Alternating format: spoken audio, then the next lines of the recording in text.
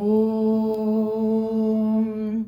अमृतहस्ताय विद्महे महाशक्तिनेत्राय धीमहि तन्नो अप्पाजि प्रचोदयात्।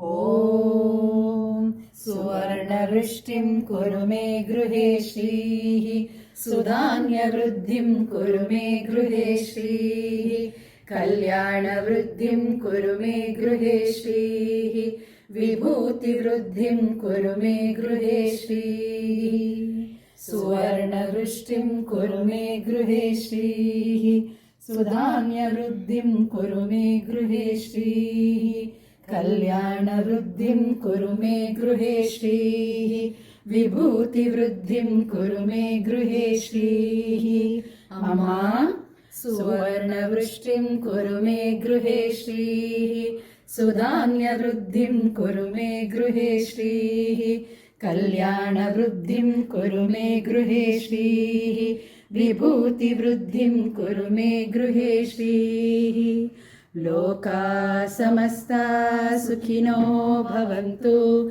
लोका समस्ता सुखिनो भवन्तु लोका समस्ता सुखिनो भवन्तु समस्त सन्मङ्गलानि भवन्तु। ॐ शान्ति शान्ति शान्तिः। हरिः ॐ तत्सत्। सर्वं श्री जगदम्बार्पणमस्तु। सर्वं श्री गुरुचरणार्पणमस्तु।